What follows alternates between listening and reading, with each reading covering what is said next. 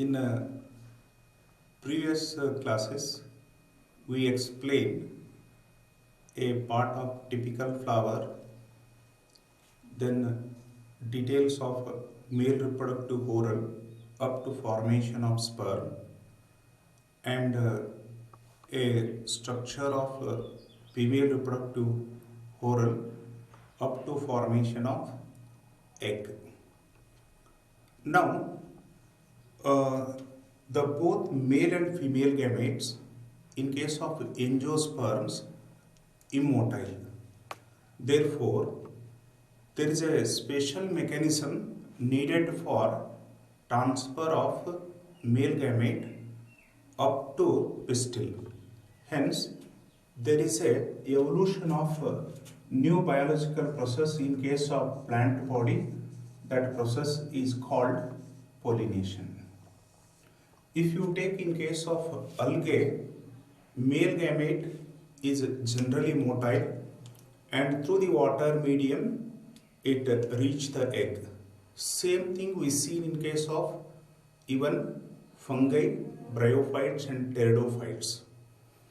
Whereas in case of gymnosperm and angiosperm, one very specialized mechanism developed to transfer the male gamete, that is a pollination process, where in course of evolution pollen grains are evolved and these pollen grains transferred by different agents.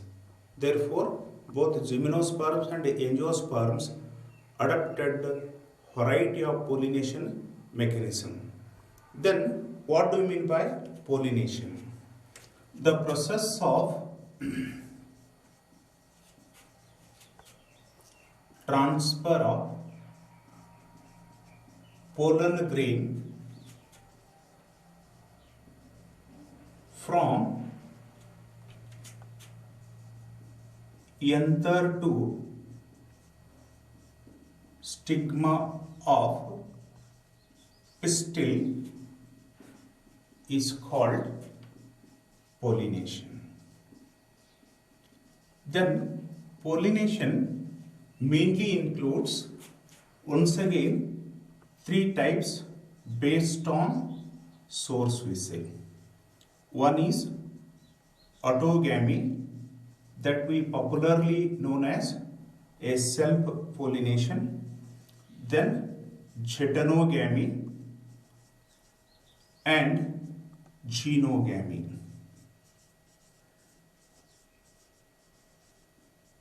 First you consider the autogamy. Autogamy we called self-pollination.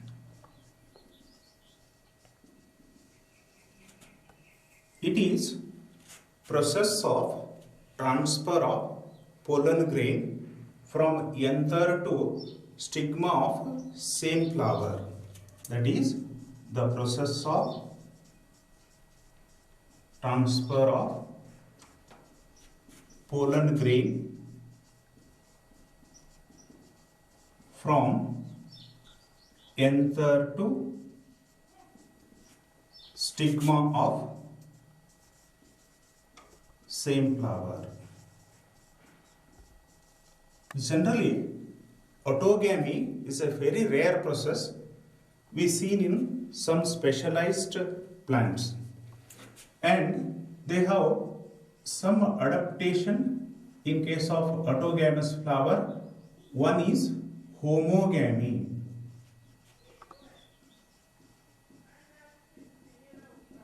Here what happens? Both male and female reproductive whorl matured at same time, or formation of pollen grain and maturation of pistil takes place same time. That is what we call a synchronization of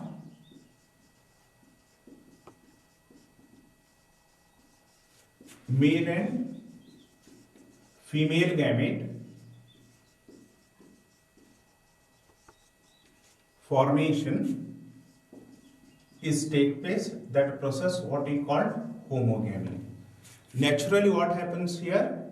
Simultaneously pollen grain is also matured and released, and stigma is receptive for the pollen grain. Hence, here compulsory the what we can say autogamy or self-pollination is inevitable. Then another adaptation we seen, there is a presence of clistogamous flower. As we know, if a flower never blooms, we called it as a clistogamous flower.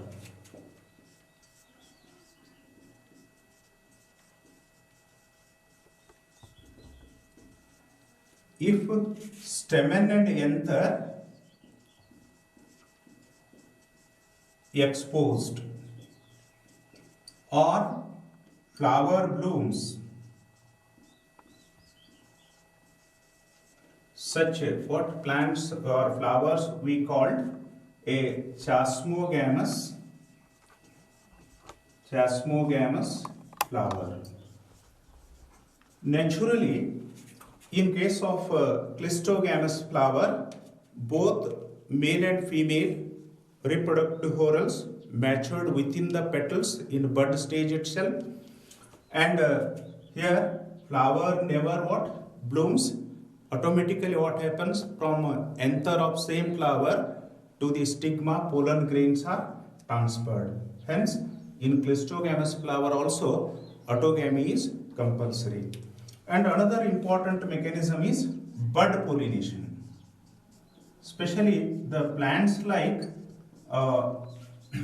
wheat, rice, within bud stage itself pollination is take place, and after that the flower blooms.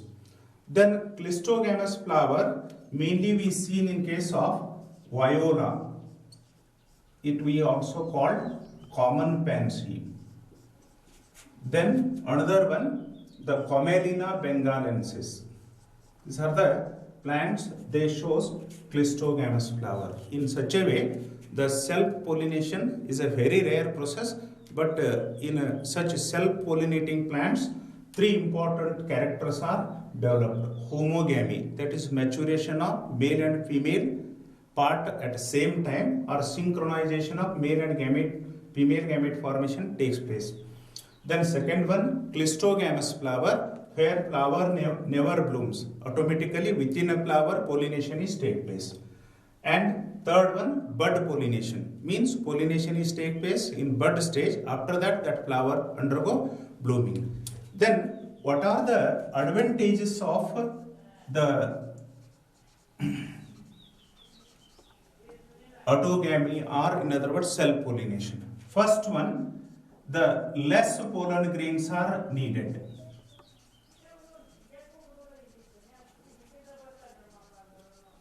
Then second one, no need of pollinating agent.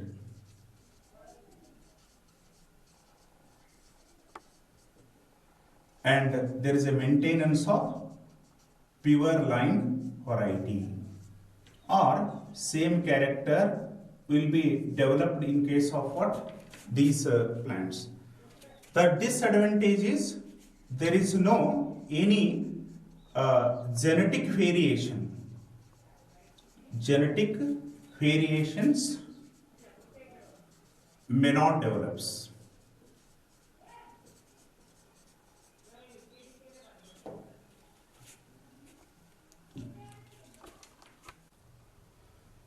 Yes, based on source of pollination, we classified the pollination process into three types. One is autogamy, another one geitonogamy, and third one genogamy. Now here we have to consider what do we mean by geitonogamy. If transfer of pollen grain takes place from anther of one flower to stigma of another flower born on same plant, that what we call geitonogamy. Generally, geitonogamy, when you analyze morphologically, it is a cross pollination, because here pollinating agents are needed. Transfer of pollen grain takes place from one flower to another flower. Therefore, morphologically, zytonogamy shows a cross-pollination mechanism. But if you take genetically, it is autogamy. Genetically, it is autogamy because the pollen grain transferred although from one flower to another flower of same plant. Therefore, the genetically they remain same. Then another type of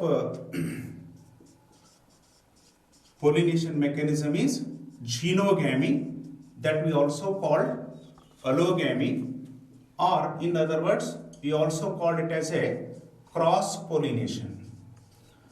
During cross-pollination, there is a transfer of pollen grain from a anther of one flower to stigma of another flower borne on two different plants of same species.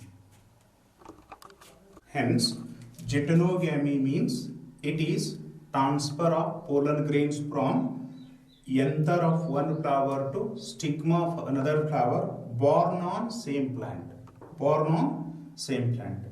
Whereas xenogamy is process of transfer of pollen grain from anther of one flower to stigma of another flower borne on two different plants of same species.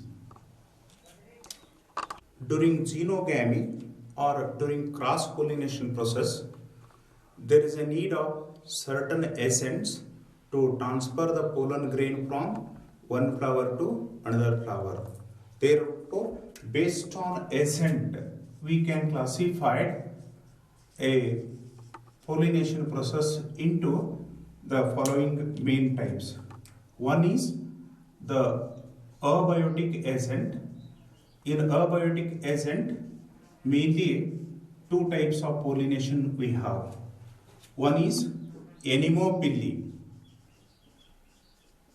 See here, there is a little bit confusion. Anemopily means not pollination by animals. It is pollination by wind. You don't write it as a air. Compulsory you write it as a wind. Another one, hydrophily. It is a pollination by water.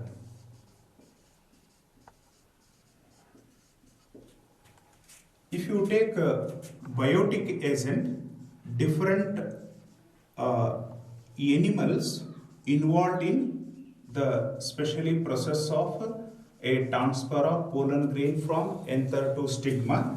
Therefore, pollination by animals we called zoophily. Pollination by animals mainly we called zoophily. In that, once again, we have different agents. Most predominant one is entomophily. That is pollination by insect.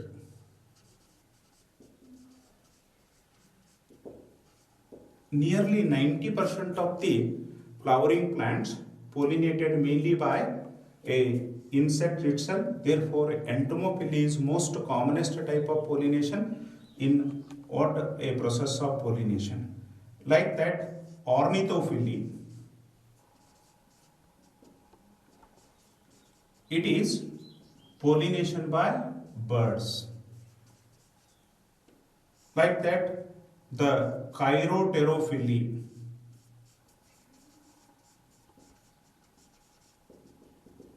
Pollination by bats. Marcophily.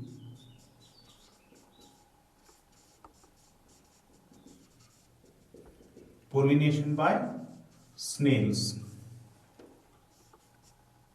Like that, we have a pollination by even the ants we called myrmecophily.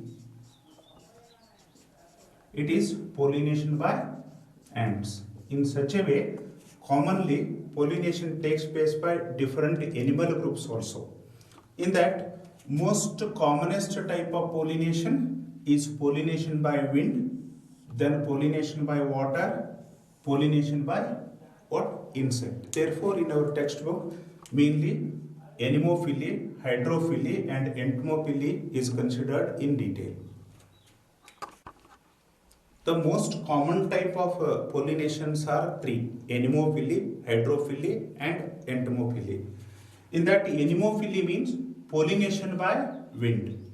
Here, the anemophilous flowers having some structural adaptation or character. That is, first one, there is no attractants at all, because wind is a non-living agent, no need of any attractant at all. For example, color, scent, the nectar. They are common character of entomophilous flower, where to attract insect, the colorful petals are there and they emit pleasant what? A scent or smell, and they secrete sweet sugary juice. Like that, the pollen grains of the anemophilous flower dry because they should carry by wind agent, covered by hair. Due to presence of hair, the pollen grains may carry by parachute mechanism. Microscopic and light-weighted, they also play a very important role to reduce the weight. Like that, the pollen grains of the anemophilous flowers are non-sticky in nature, because if they are sticky, they may adhere to the non-living material also. Agent is wind. Then at the same time, if you take the style and stigma of a anemophilous flower, they are feathery. As a result, they can brush up the pollen grains, they pass through the wind current. Hence, if you take in case of sugar cane, grass, maize, we have feathery stigma and style. Then stigma is sticky to trap the pollen grains. At the same time, they have well exposed stamens. Stamens are exposed because they have to disperse the pollen grain very easily into the wind. Then we have versatile stamen in case of anemophilous flower. That means they have very long anther lobe, and these long anther lobe having a filament connection at one side. Hence, by wind current, they jumps and release the what? Pollen grain. Then generally flowers are small and aggregated.